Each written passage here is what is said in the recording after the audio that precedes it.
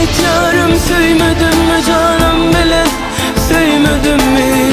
Ayt yarım bile vaktimiz bar, mehrimi vermedim mi? Ayt yarım başkalar veler gider, vaktim görmedim mi? Ayt yarım ne için bana vefalığımı dözmedin mi? Koydun beni yalnız, yanan yürek elimde. Sen gelirimin aygı, keşfin gözümde. Sordun mu halimi, yar buldum özgülerde. Benim ne mi günahım var, koyur yal bu derde.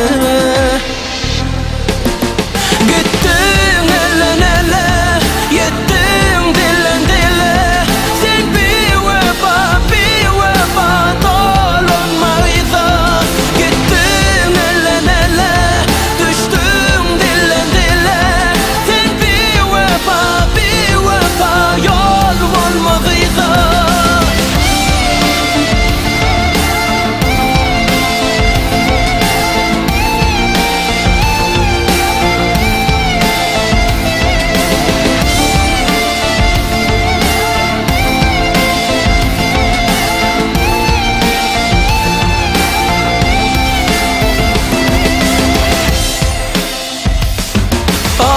Karın kıcaydı oturun yeken, taş tuğrugum akan nöken.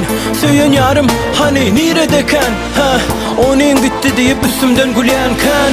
Duyamok bunun doğuşunu batışını, bilvillerin seher sayrab akşam uka gidişini. Bir duyanım söyü kapısını yapışını, hem de o söyü dünyadan elim boş çıkışımı.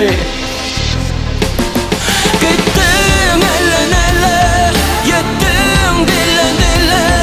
Sen bir vefa dolunmaydı. Gittin elden ele, yettim dilden dile.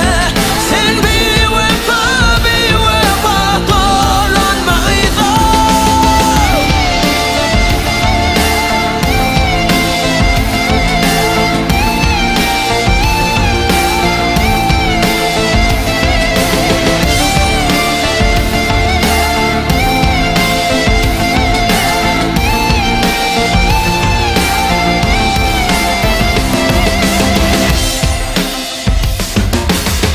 Ayt yarım söymedim mi canım, ben seni söymedim mi?